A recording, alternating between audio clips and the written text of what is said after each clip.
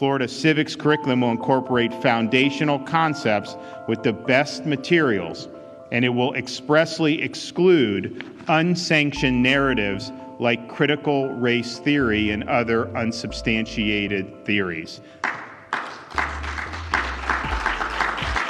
It's basically teaching kids to hate our country and to hate each other based on race. It puts race as the most important thing.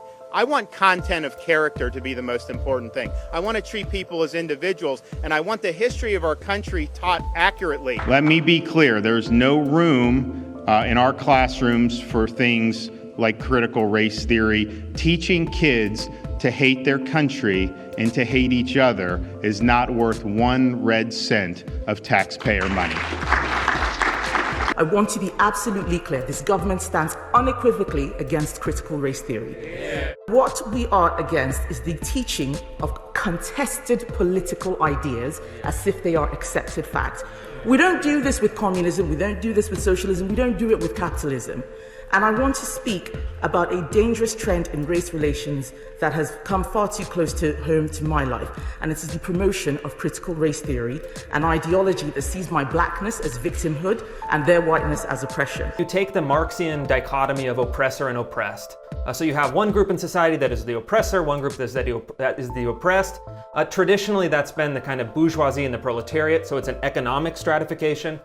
Critical race theory basically contends that we're going to do away with the economic categorization for now, and we're going to essentially graft identity politics onto this Marxian dichotomy. Some schools have decided to openly support the anti-capitalist Black Lives Matter group, often fully aware that they have a statutory duty to be politically impartial.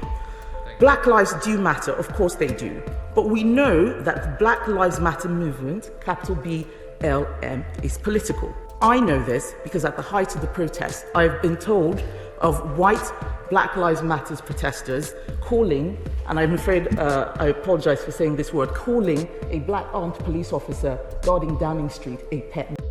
That is why we do not endorse that movement. And I believe that the organization itself is using black people to advance a Marxist agenda, and the corporations, the schools, the churches, the people that have gotten behind Black Lives Matter, the organization, they think they're helping black people.